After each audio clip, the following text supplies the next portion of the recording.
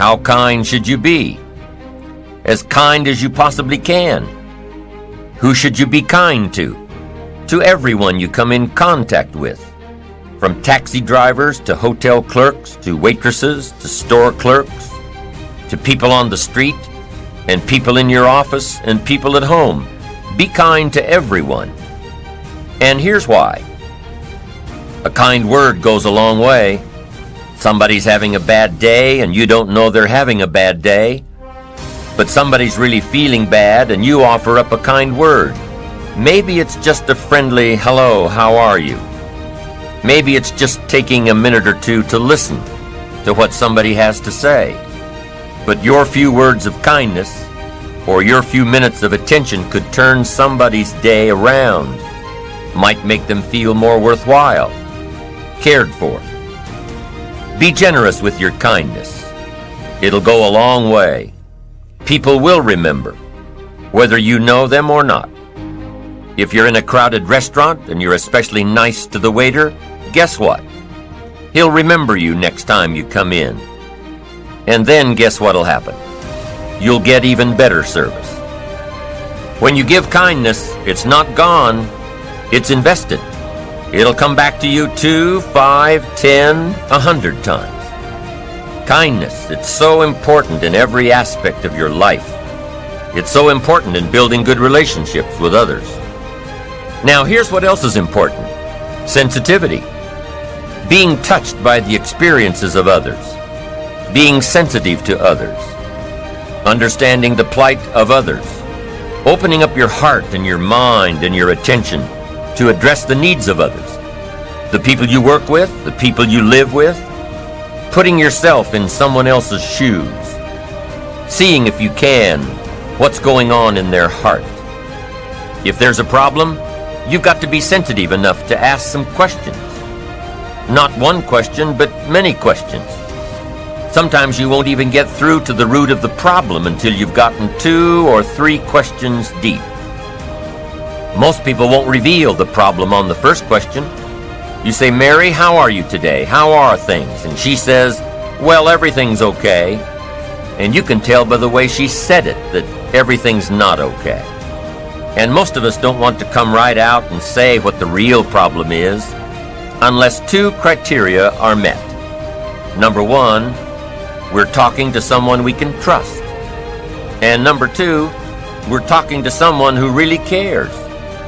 So sometimes it takes that second question, maybe a third, and maybe a fourth, before trust builds. And the person finally understands that you do care. Then they're willing to tell you what's really going on, what's really on their mind. Gosh, that saves so much time, asking questions up front.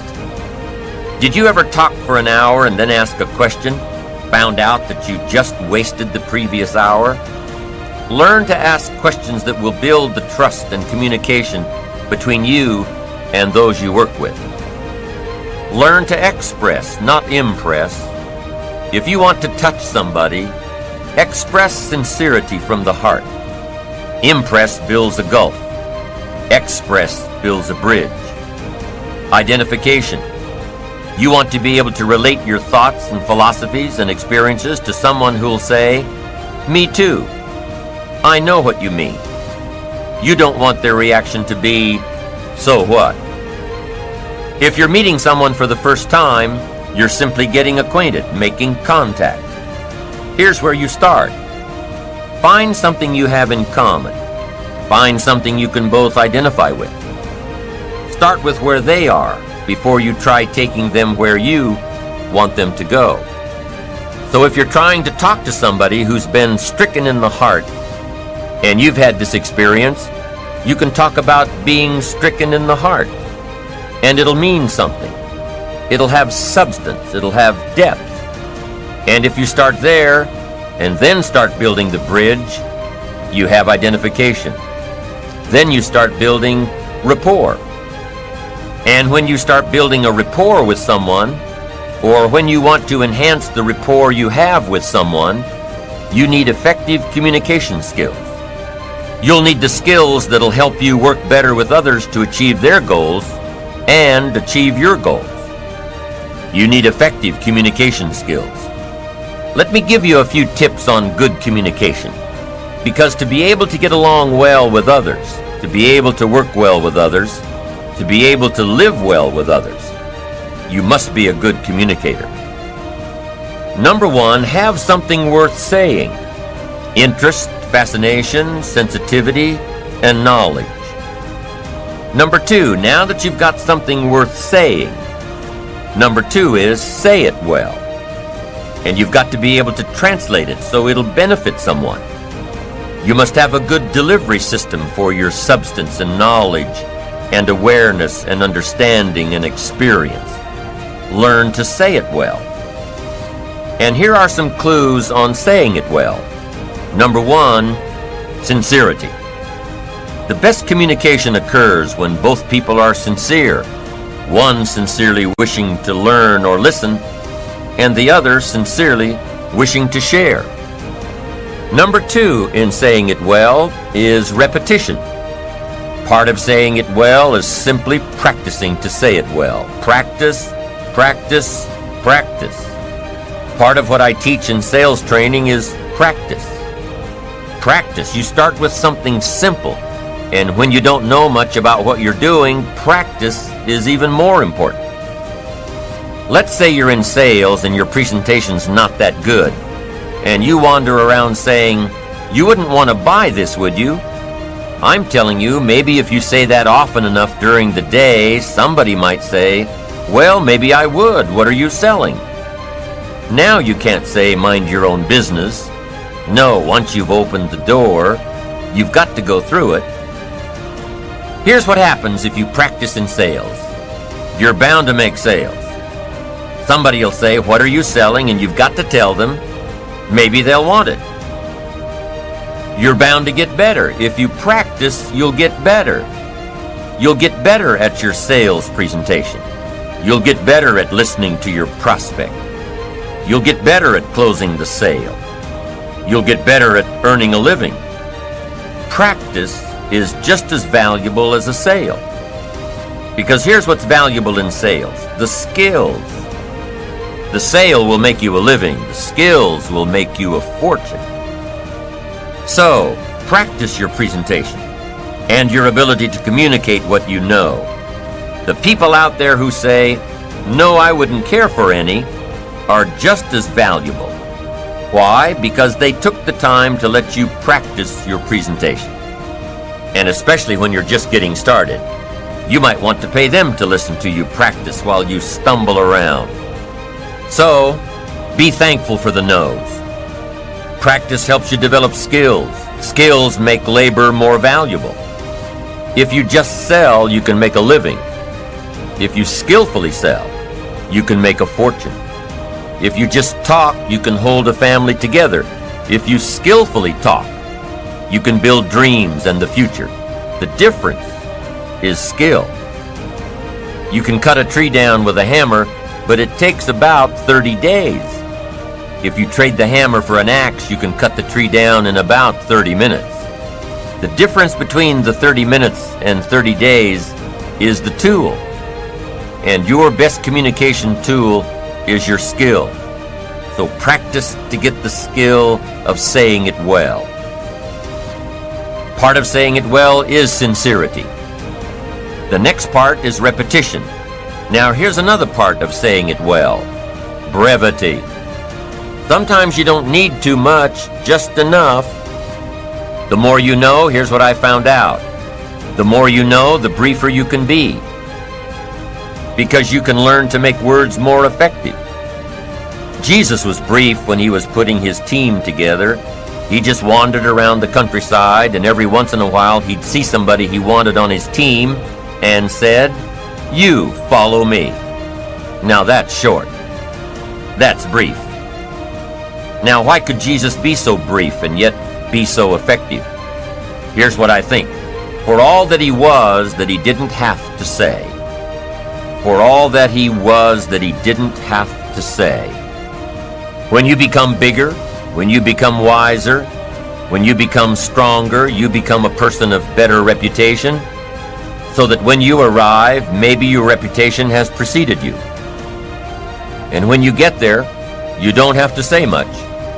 You don't have to launch into a 2-hour harangue if your reputation has preceded you. Your reputation will get a lot of the job done for you before you ever arrive. Next is style. Part of saying it well is style. Be a student of style, a variety of styles. Then make sure you develop your own. Be a student, but develop your own. Don't be someone else. Let someone else influence you, but don't become them. Develop your own style. Here's another tip on saying it well: vocabulary. You've just got to have a good vocabulary to say it well. Vocabulary. We can only translate for other people with the tools called vocabulary. If you're lacking in vocabulary, then you're lacking in tools to describe some problem or some answer. Words, vocabulary. You can't communicate without them.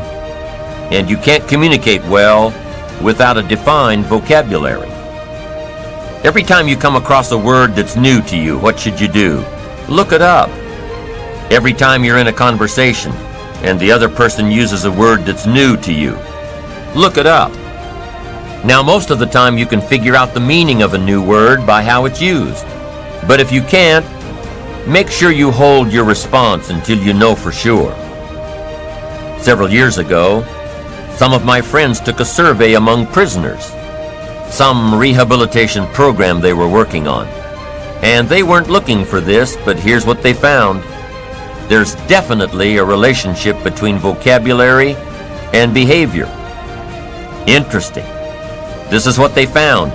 The more limited the vocabulary, the more the tendency to poor behavior.